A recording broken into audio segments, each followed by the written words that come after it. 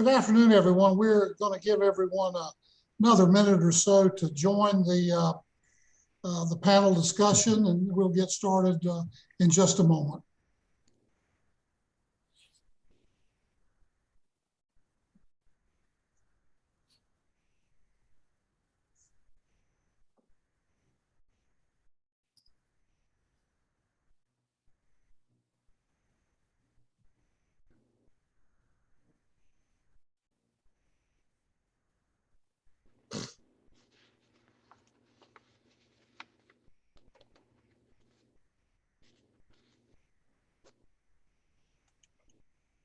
Roger, I think we're probably ready to go. Okay. Why don't we get started? Good afternoon, everyone, and welcome to the Coalition for Carolina's panel discussion on university governance, which I think will be stimulating and insightful for us all. I'm Roger Perry. I'm a volunteer alumnus for the Coalition, and just wanted to welcome you very much to this, and ask you, once the panel has finished, to hang on the Zoom for a little bit, and we'll talk about the Coalition's goals, objectives, and perhaps how you can become even more involved in it. But let's get on with the panel. I would first like to introduce you to Dr. Mimi Chapman, who is the Frank Daniels Distinguished Professor for Human Service Policy in the School of Social Work, which is, many of you know, one of the finest schools at Carolina, highly ranked nationally and recognized as a leader in the field of social work. She has also been honored by her fellow faculty members and elected as their chair to represent them in matters with the university and the university governance system. She is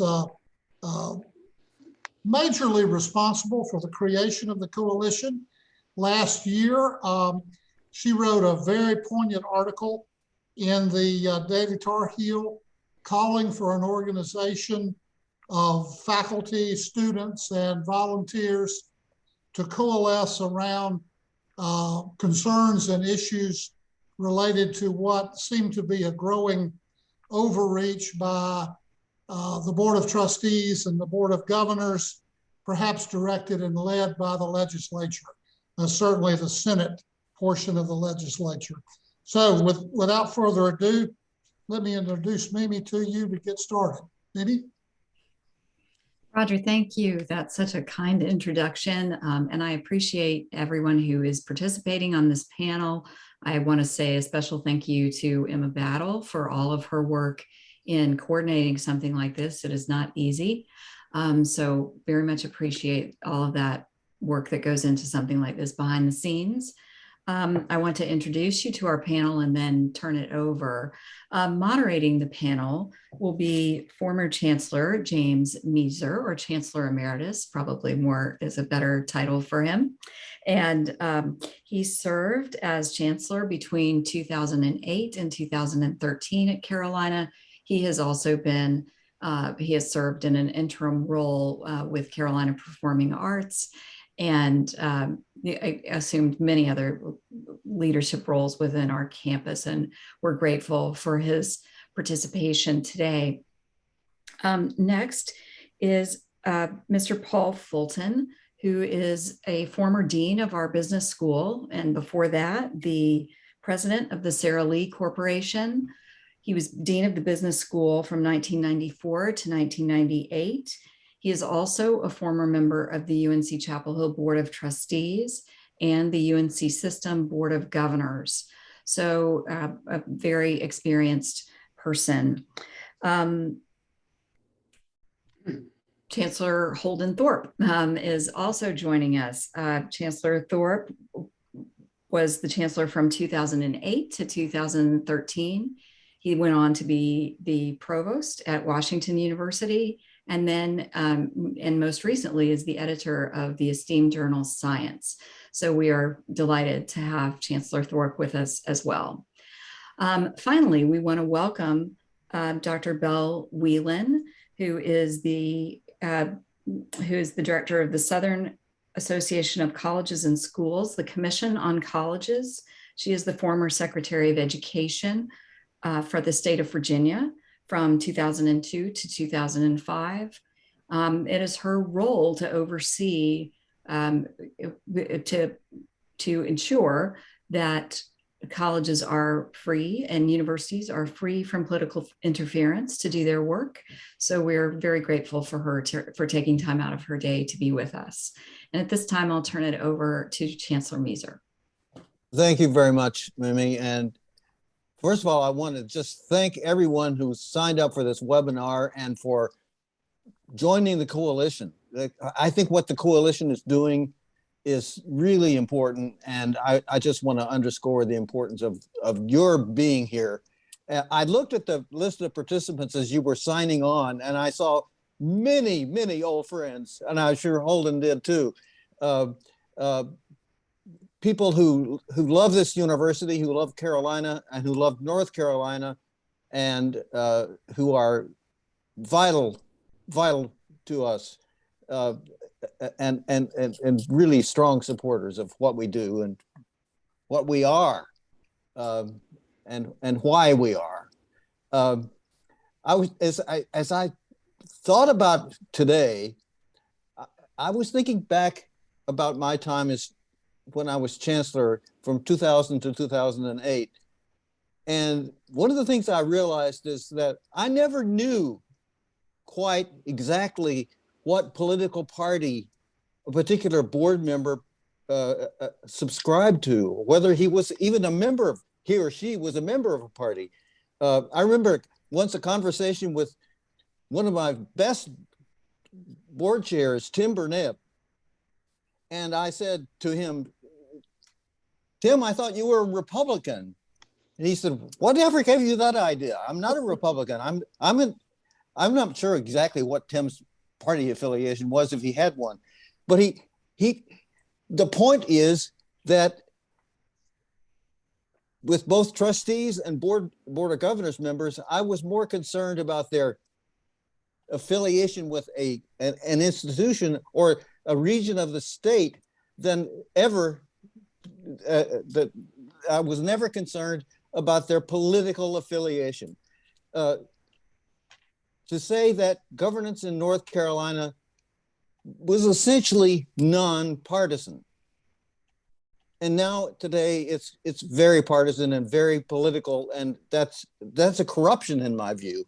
And I think it's something we are determined to change.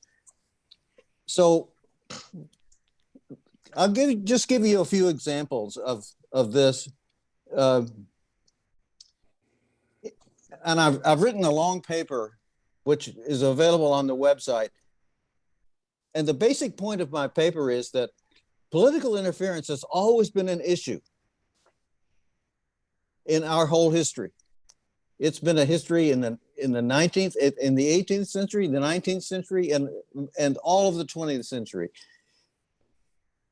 But what's new is the fact that it's become really extreme and highly partisan.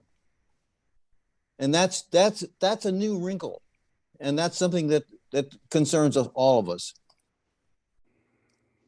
After 2010, the Republicans gained control of both houses of the General Assembly, and they set about cutting taxes. I think that action was totally understandable given the fact that we were in a recession at the moment. But they also stopped tuition increases. That was also understandable at the time. I don't think they realized that to the extent that we had at Chapel Hill, we had been using campus-based tuition increases as the fuel for faculty salaries. And when I left office in 2008, Chapel Hill was in the top quartile of faculty salaries. Our faculty salaries were better than Michigan, better than Virginia by rank, and just slightly below Berkeley and UCLA. We were up there. but we had been using campus-based tuition as the fuel for that growth in faculty salaries. We had also been doing something else that was critically important, setting aside, holding harmless our need-based students. And so we allocated up to 40% of those campus-based tuition increases for need-based aid to fuel the Carolina Covenant. And the board also eliminated our ability to do that. So with two actions, they eliminated the fuel for faculty salaries by starving the university's budget and by eliminating campus-based tuition increases, and they took out the foundation of the Carolina Covenant.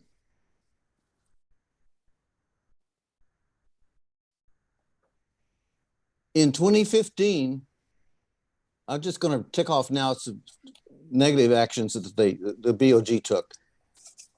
They eliminated the law school's Center for Poverty, Work, and Opportunity, and that was a political act that was aimed at Gene Nickel, directly aimed at Gene Nickel.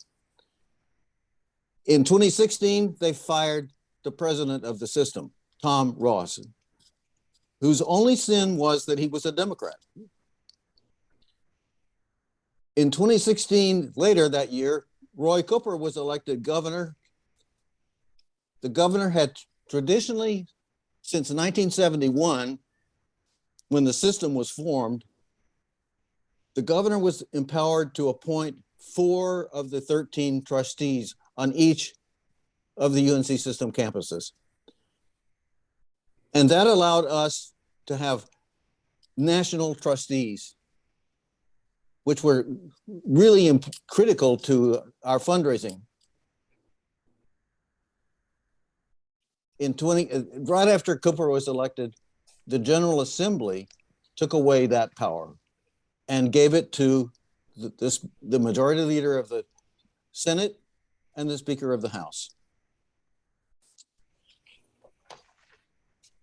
In 2017, the board went after the Center for Civil Rights in the law school, eliminating their ability to engage in litigation.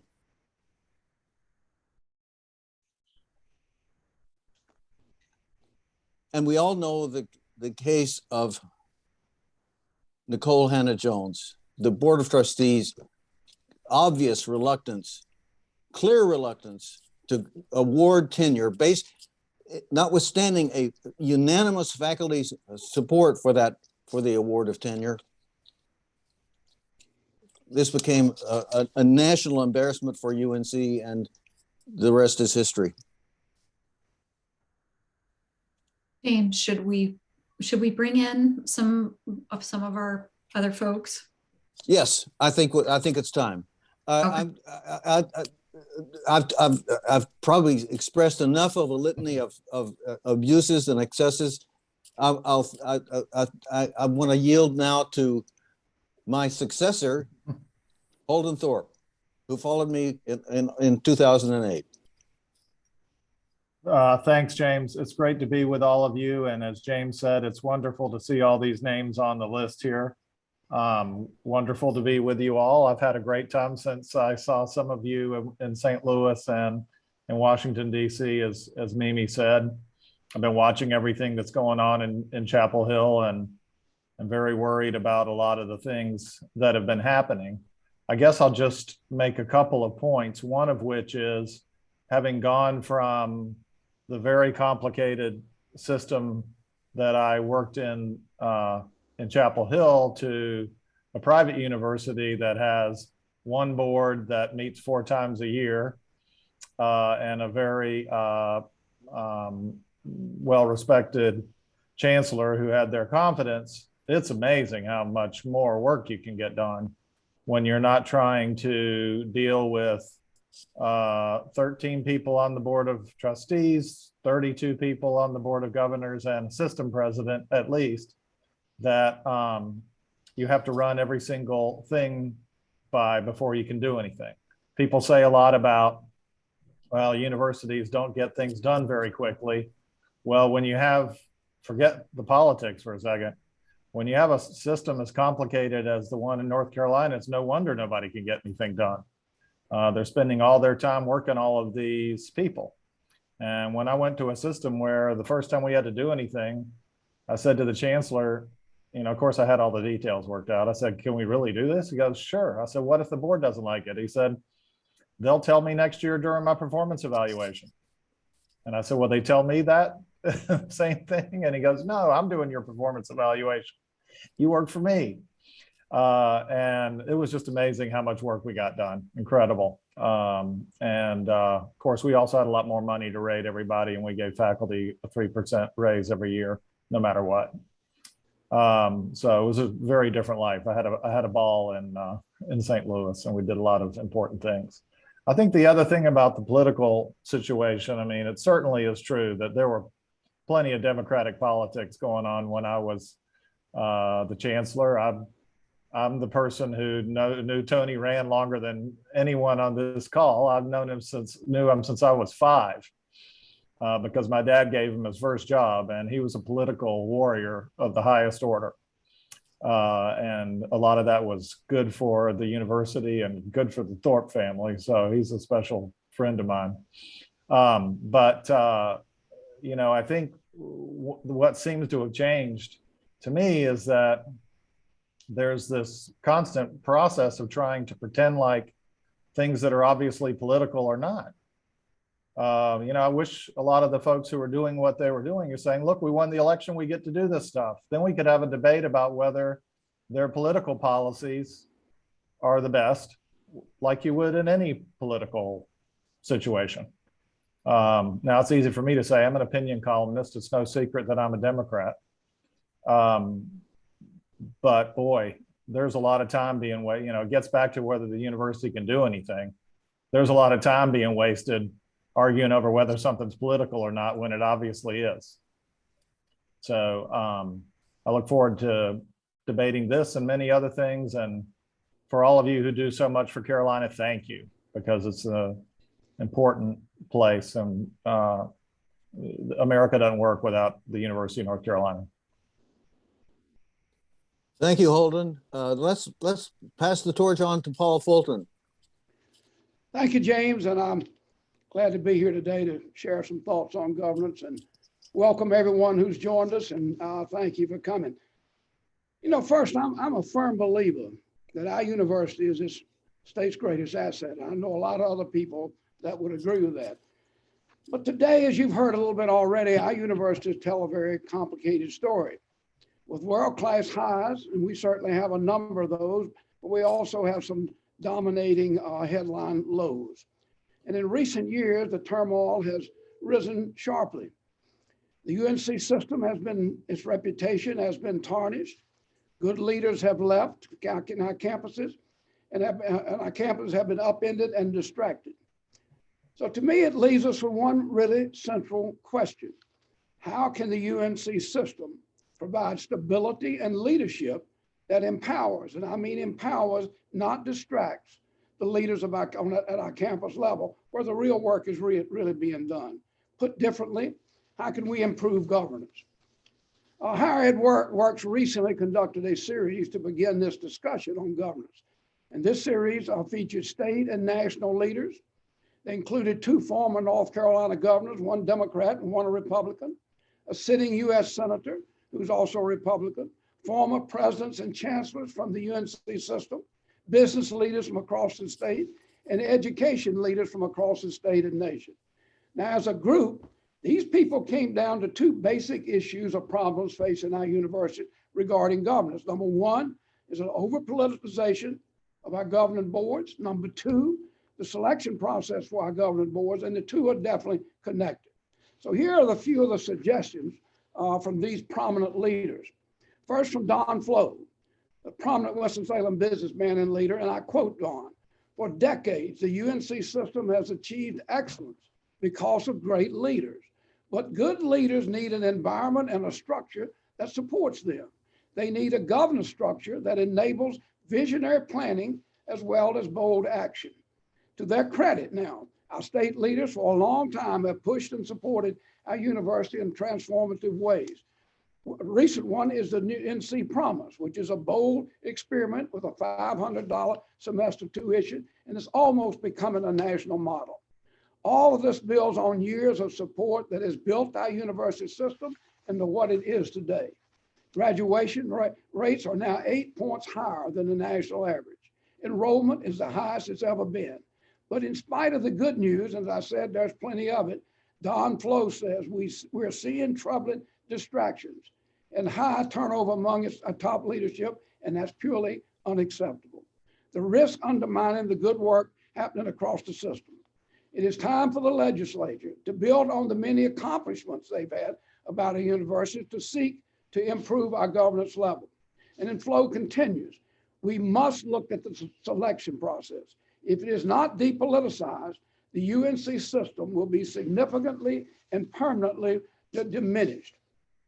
Former Board of Governors Chair Lou Bissett said, this is a diverse state, but we do not have a diverse board. Of the board's 24 members today, only 2 live west of Charlotte, and Lou's very sensitive to that, coming from Nashville. Only 3 are persons of color, only 5 are women, and only 1 Democrat, and that simply is not representative of our state. Former Governor Jim Martin said that just as we need diversity of thought among professors, we also need diversity on governing boards. Governor Martin proposed that we again adopt a law, and that is a law that would require minority party representation on governing boards. And as Senator Burr and Erskine Bowles stated, we should debate among all of us how to improve the makeup of the boards overseeing the UNC schools. Ensuring bipartisan representation would sure be a good first step towards fostering stability. Bissett and others said authority for appointing board members should be distributed more broadly. In the past, it included the governor, and most folks thought it was healthy. Bissett and Belle Wheelan, who you'll hear from in a minute, and Chancellor Moeser already introduced, but Belle Wheelan, the president and CEO of the agency that accredits all 16 UNC institutions, both pointed out that board members' duties is to the institution that it represents. It's not to the institution that appoints its members. And no micromanagement, I'm sorry. Wheelan, Flo, and former Bank of America CEO Hugh McCall said, board members are to shape policy. They're not there to manage day-to-day operations. When a board intervenes in management, it drives away executive talent. And we all know that. Don Flo was quoted saying that. Any board that engages in operational details will always undermine the president. Again, something we all know. Now, our goal here is to elevate the discussion of governance. The best outcome we could have would be for a commission to study these proposals and others and make recommendations to the governor and the legislature. Hugh McCall said recently, it is time for state leaders to step in and improve a governance situation that has become all fundamentally unsustainable. Thank you. It's a pleasure being here today. I'm happy to recognize Belle Wheelan, the president of the Southern Association of Schools and Colleges and Commission on Colleges. Thank you so very much. Belle, it's wonderful to have you with us. Thank you. It's a pleasure to be here. I appreciate the invitation. Our organization is the organization that ensures the quality of the educational endeavors at all of our member institutions, of which there are 783. We've been around since 1895, and I'm pleased to say that UNC Chapel Hill was a founding member and has subsequently been accredited with us since 1895. All of the standards that we have are developed and adopted by our member institutions. I don't sit here and dream up stuff for institutions to have to respond to. It is, and always has been, the privilege of our members to determine what they feel is important and what they feel every institution needs to have or do in order to be considered a high quality institution. One of the areas of the 14 that we review during our reaffirmation visits is the governance of the institution.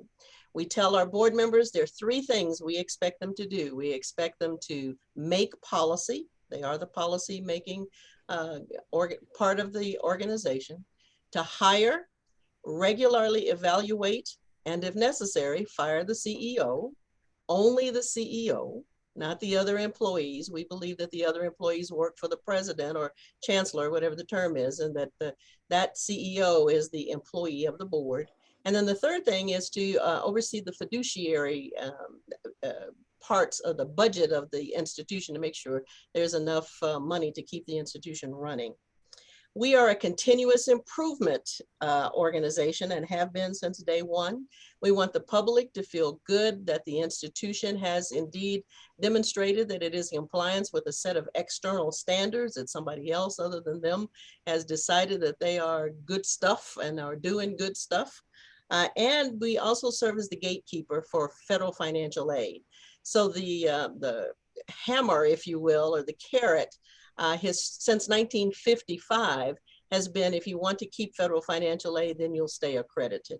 But when we started in 1895, it was the institutions themselves that was determined to make sure that whatever was being called a college or university met a set of standards. We do that today. Regarding governance, we do feel that the board is, once it's appointed, no matter who appoints them or who elects them, that they are independent thinkers and that they think independently, but they act collectively, that no single member of a board has any authority. The authority comes from the entire board. And so when the board gets out of that lane of making policy or evaluating the president or overseeing the expenditures at the institution, then we get involved and say, well, you've kind of overstepped. You've moved into the wrong lane, as it were. When I do presentations to boards, and I've done this one for the UNC board, I always tell them it's eyes in, but hands off. The thing that we have found that makes boards most successful is when there is a level of trust between the board and the CEO. For many of our boards for which there are challenges, one of the things is that the board doesn't trust the CEO. It is true that for years, our boards have been political, whether the Democrats were in charge or the Republicans were in charge. It just appears that of recent, not just at UNC, but all across the country, there is a shift in the ideology of board members of what should be done and what shouldn't be done. And that then puts them on the other side, if you will, from what the administration may propose. And so you end up with policies that look very different than what we are accustomed to seeing because there is a change in philosophy. So that's just kind of a background of what we do and when we get called in. Nobody likes to talk about accreditation until there's a problem, and then they need us. And so that's kind of why I'm here today. Mimi, I think we should open it up for questions from the group.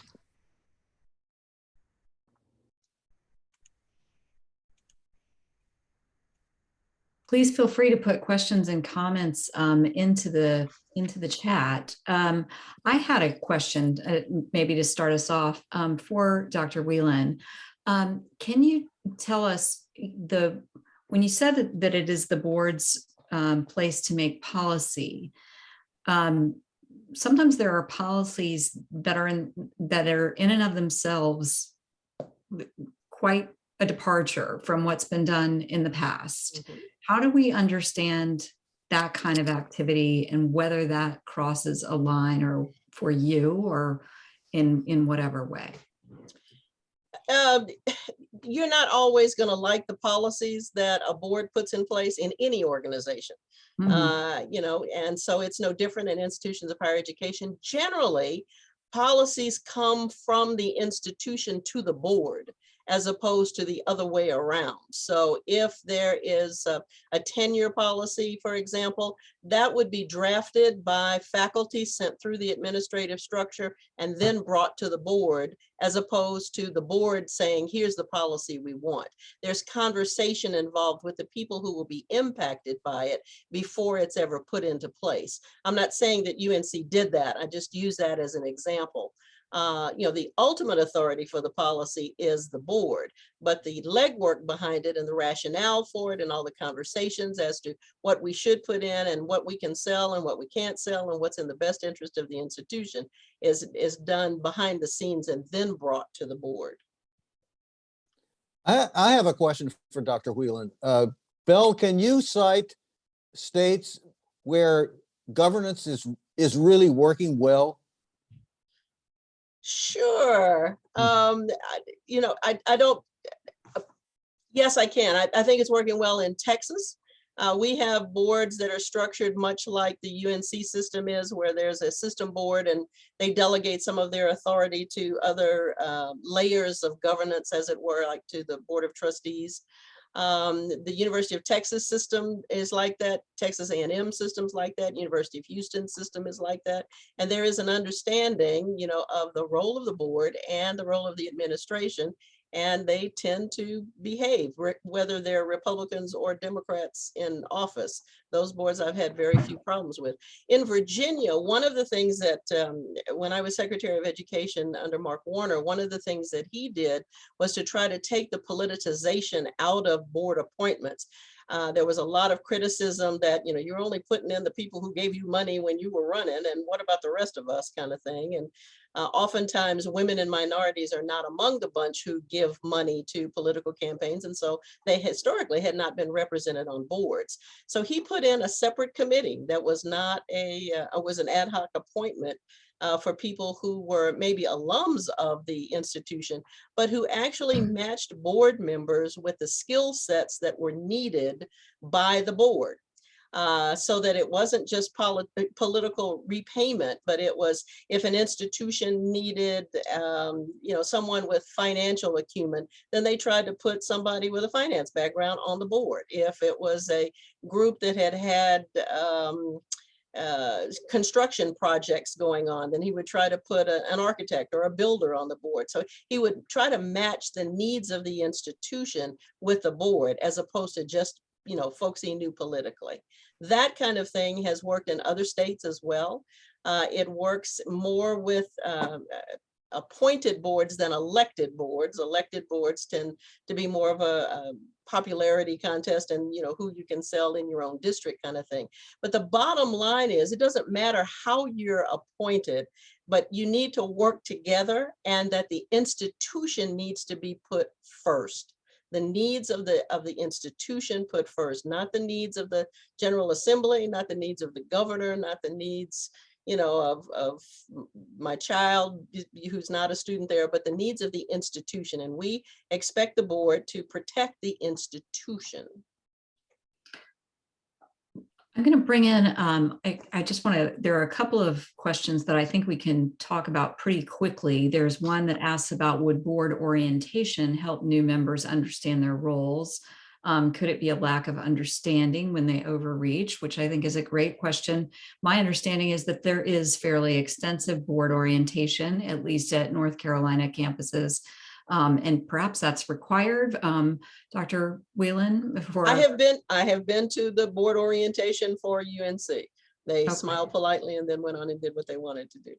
Okay, so that doesn't necessarily always solve our problem. No.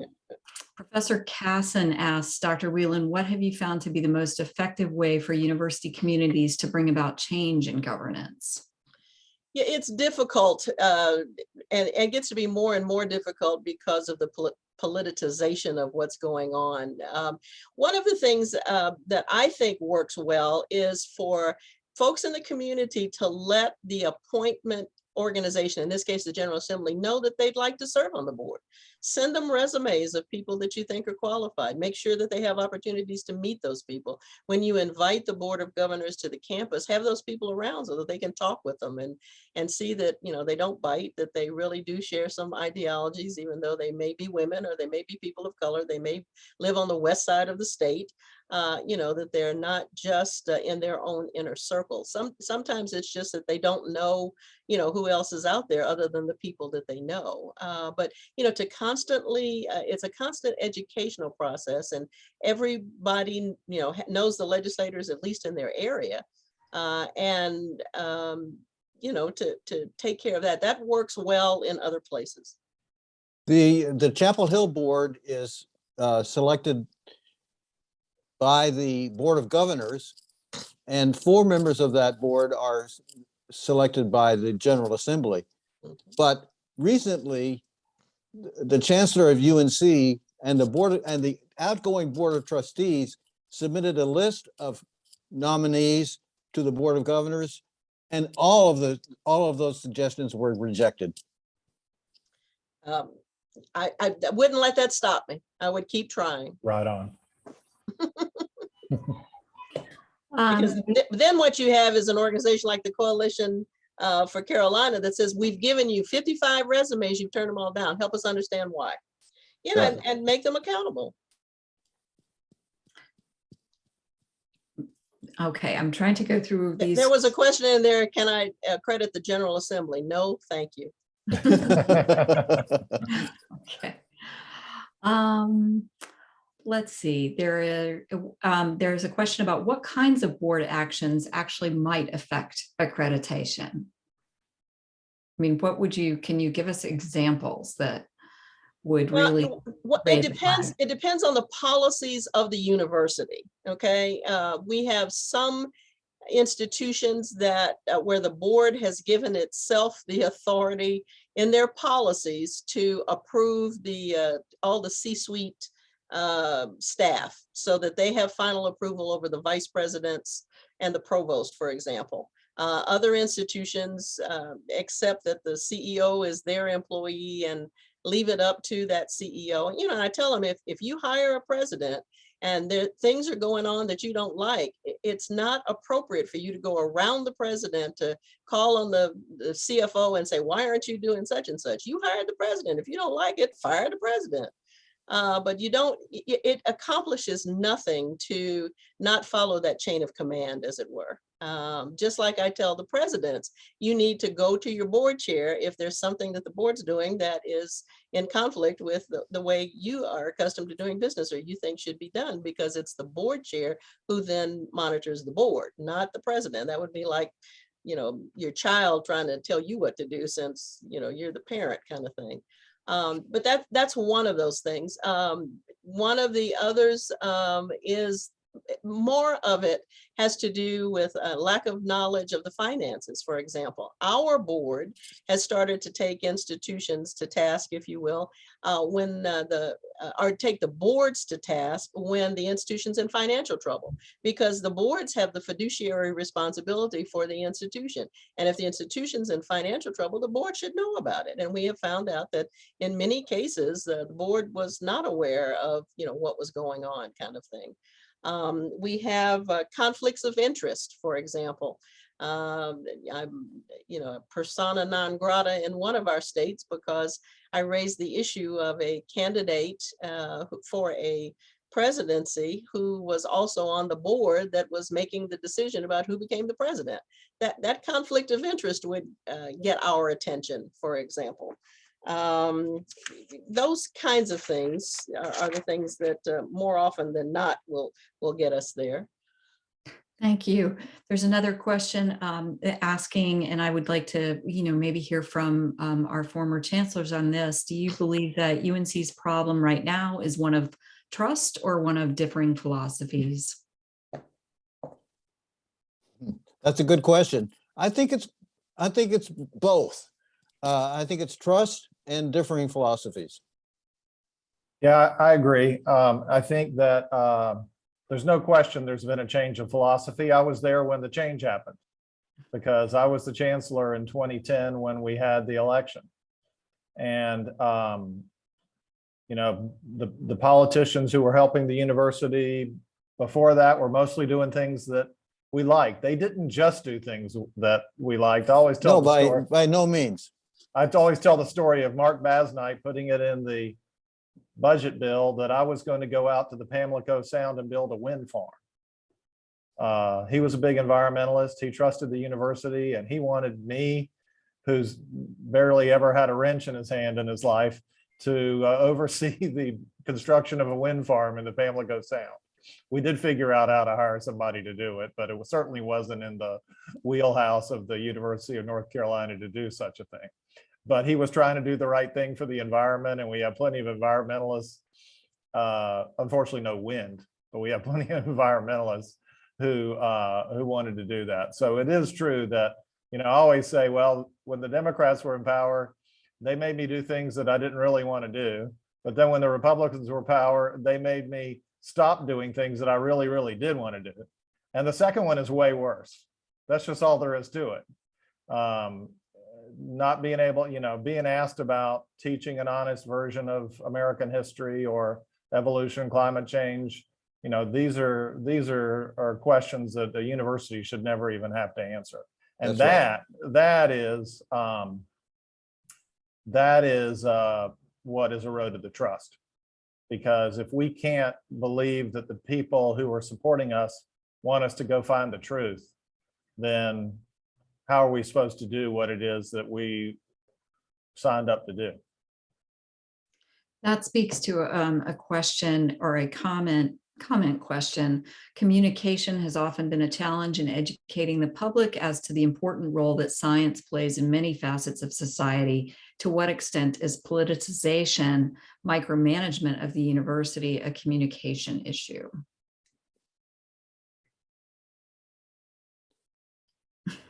Well, I'm in the science communication business, so I guess I'll start with that.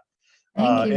It's certainly true that, and this is what I've spent most of the last 2 years on, that the political polarization in the United States has made it hard for us to get simple messages about science out. And what's made it even harder are the algorithms of the social media companies, which are specifically designed to stop us from being able to do that. And what has happened is the anti-science forces have done a really, really good job, much better job than we have, of figuring out how to exploit that to their advantage. And we, do what we always do, which is stare at our spreadsheets and whine about how political everything is and don't come up with a good way to fight back.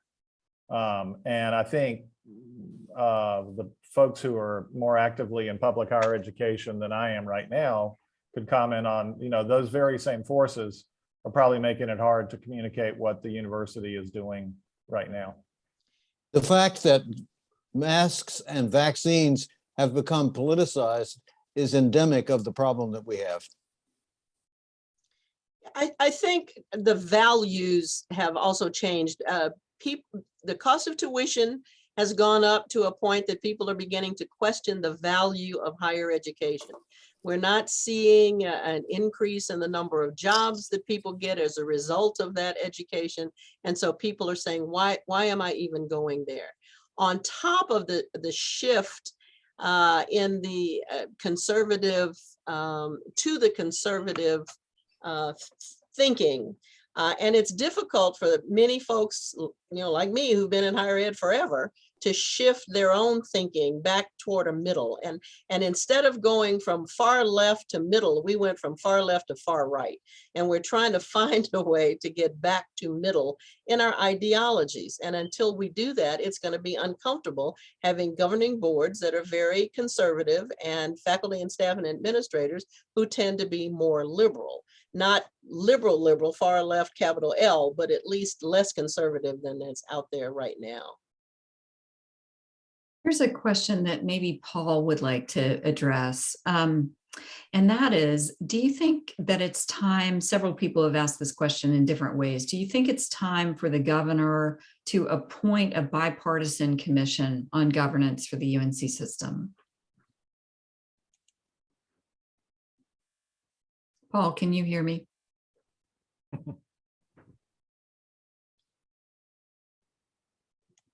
All right. I missed part of it, Mimi. Go.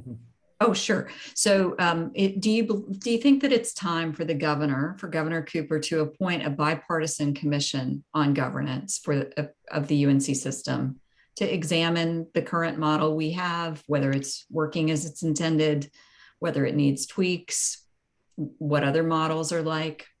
I think that'd be very appropriate, but he'd have to do it in conjunction with the leaders of the legislature. Otherwise, it would I'm not sure what would come of it, but I mean, to me, the central issue about all of this is how our board of governors are selected, and that, as Luke Bissett said, they don't represent the state.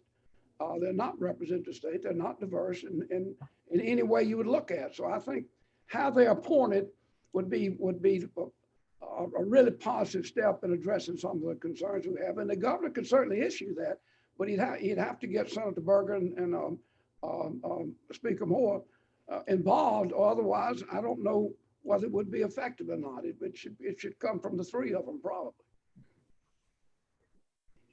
I agree, Paul. That would be the ideal scenario, but I'm not optimistic that can occur. Well, you don't know, but if the governor tried, I mean, you got to reach out. They solved a budget this year together, so who knows? I mean, but that would to me would be the ideal. It would be ideal. It would be. That's what I think the coalition should advocate that.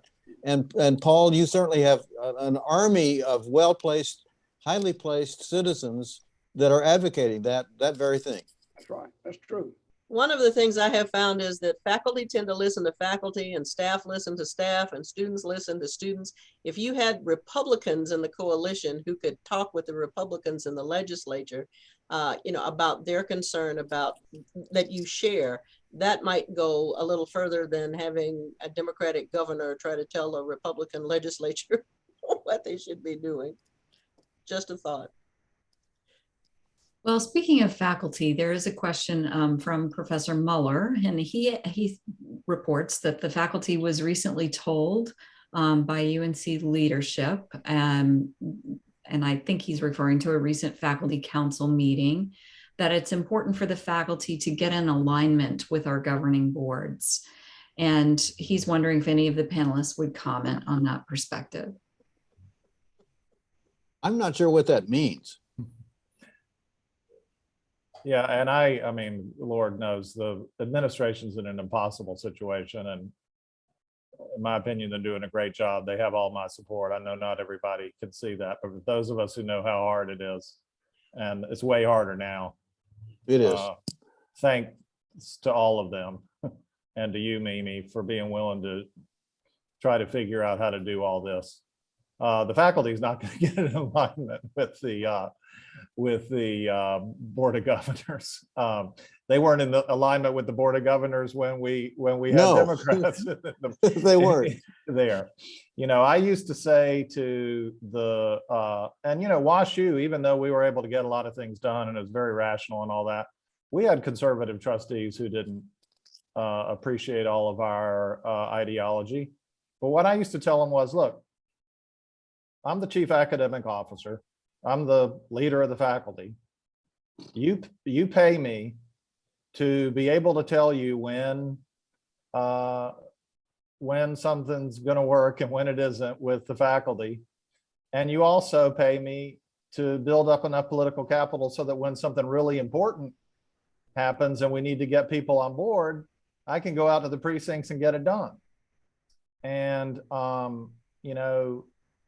now to have that kind of thing that Mark Wright and I had on that, between the two of us, we had 35 years of experience in our two jobs, and public universities tend not to get that because he was a chancellor for 24 years, a provost for 5 years. I was a chancellor for 5 years, provost for 6 years. So we'd seen quite a lot of different things, and that you normally don't have that.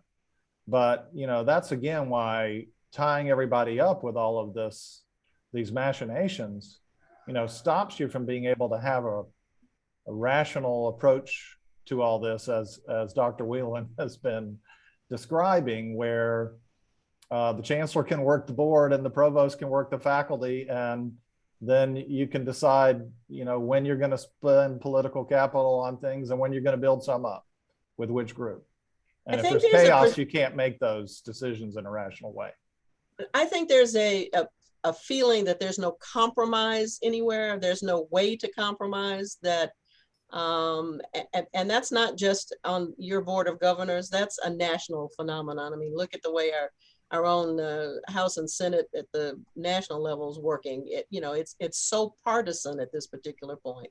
And I think historically, we have been able to find a way to have more compromise on the things that we've had, and we don't have that today. I would love to be able to tell you how to solve that, but if I could, I would be a multi-billionaire and not be president of SACSCOC, I guess. But I think that's a big piece that's missing. It's to the professor's question, when the board tells them you need to get on board with the board, that suggests to me that the board has the idea that it's their way. And, if you don't like it, tough turkey. But if the board member had come to say, let's talk about a compromise. This is where we're feeling. Here's where you are. How can we both get, a win-win out of that? That's what's missing, I think.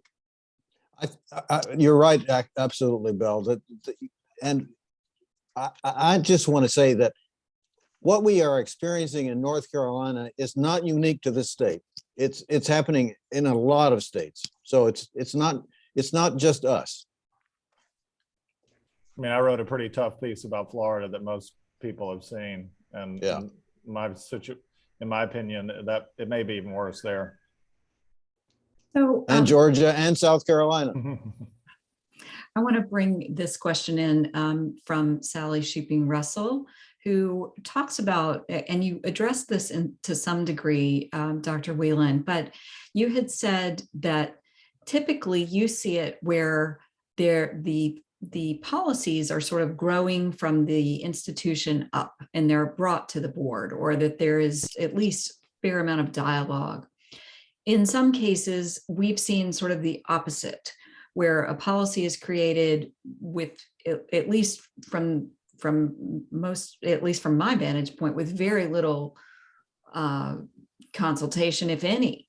And so both at the Board of Governors level and at the trustee level.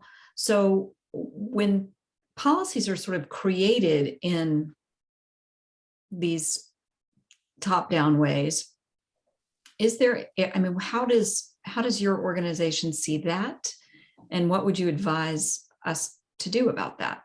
Well, it's not a violation or a non-compliance issue of our standards, unfortunately. But what we do is when a visiting team goes in and reviews those policies, if they can see that it's not a best practice, there's a good phrase, they will cite that to the institution. They will put that in the report. And that's one of the reasons that we intentionally don't send anybody from within a state to an institution in the state in which they work, because you can't be unbiased there, and you have to live with those people every day. So somebody from South Carolina might come in and say, looks like this policy came from the board without any, that's kind of not the way higher ed does stuff. It's not a best practice. You might want to, and here are the things that we're seeing happening as a result of that. So that dialogue does occur. Sometimes the boards will say, wow, we didn't realize that, and they'll go back and change it. Sometimes they'll say, oh, well, that's our policy. And there's nothing else we can do on that other than guide them toward a best practice. We also will refer them to the Association of Governing Boards, which is the national organization that specifically deals with the development of good boards. Thank you. Mm-hmm. And Paul, let me bring you back in. There is a question that says, are our colleagues at other UNC system universities as bothered by all of this as we are at Chapel Hill? What's your opinion on that? Yes, there are, but not to the extent that they are at Chapel Hill. But there have been issues certainly at East Carolina and Greenville, some now at Charlotte over their new chancellor. And there have been some questions raised regarding the search for a chancellor in UNC Wilmington right now. And there are issues that have risen sort of at state, but not anywhere to the degree that they are at Chapel Hill today. Okay, thank you. There is also, this is more like a suggestion for the coalition, and it's asking, could the coalition leadership develop a set of suggestions for its membership for actions to take to affect the nonpartisan vision? organizing small groups who have personal familiarity with individual legislators to make lobbying visits.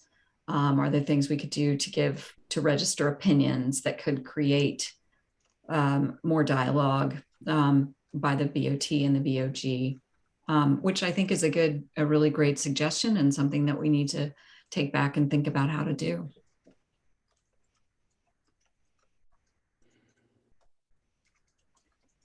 Here's a question.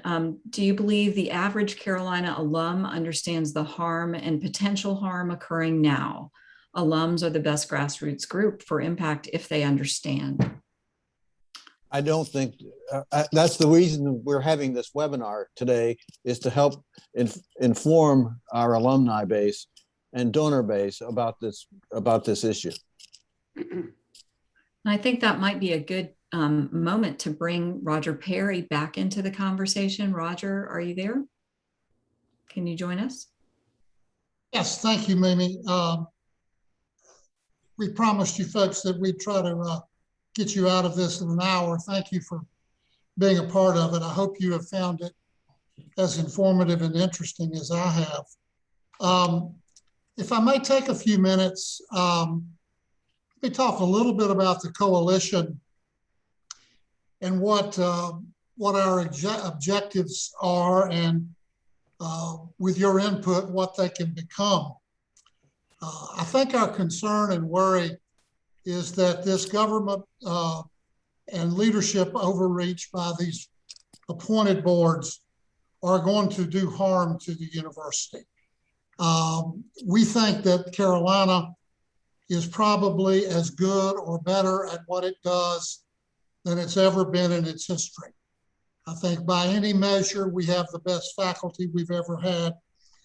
By most any measure, we have continued with another great chancellor on the heels of the two gentlemen who are part of this panel. And we are worried that there could be, by their actions, especially as it relates to faculty compensation, and now trying to shape and form an ideological bent among the faculty, that some of our faculty and our great faculty would just say, gosh, I don't need this anymore. I think I'll go, wow, I could go to Duke and not even have to move. Or some other great university. But in terms of teaching the children of North Carolina, in terms of the discovery and the delivery of knowledge and to the health and well-being of North Carolinians socially, ecologically, financially, never has Carolina contributed or done more for this state. And I think our worry is that when you have volunteer leadership that is more concerned about ideology and a particular political perspective than they are to the main mission of the university, it puts us in harm's way. So the question about what you can do, I think there are a number of answers to that. First of all, thanks for being here today. Thanks for being a part of the coalition. But I think that what can be done is, number one, continue to pay attention, follow the actions that are taken that can be detrimental, and when they are, speak out. Talk to your legislators, talk to members of the boards that you may know, spread the word among your fellow friends and alumni, and let them, as the question was asked a few minutes ago, how much awareness is there of this? There's not as nearly as much as we want there to be. We've had great success with the coalition since we began it last fall. We now have many thousands of people who are accessing and being a part of the coalition. Our goal is to have 100,000 North Carolinians as part of this coalition by the end of the year, and you need to help us with that. Ultimately, as someone mentioned, we're probably not going to change the governance structure back to a nonpartisan, apolitical group of appointees without changing the ideological bent and hyper-partisanship in the legislature, especially the Senate. So anything that you feel that you can do in that regard in terms of political activism and support for people who are friends and understand the mission of the university and the contribution it makes to our state, we encourage you to do that. But thank you so much for being a part of this. Please stay in close contact with us at the coalition website.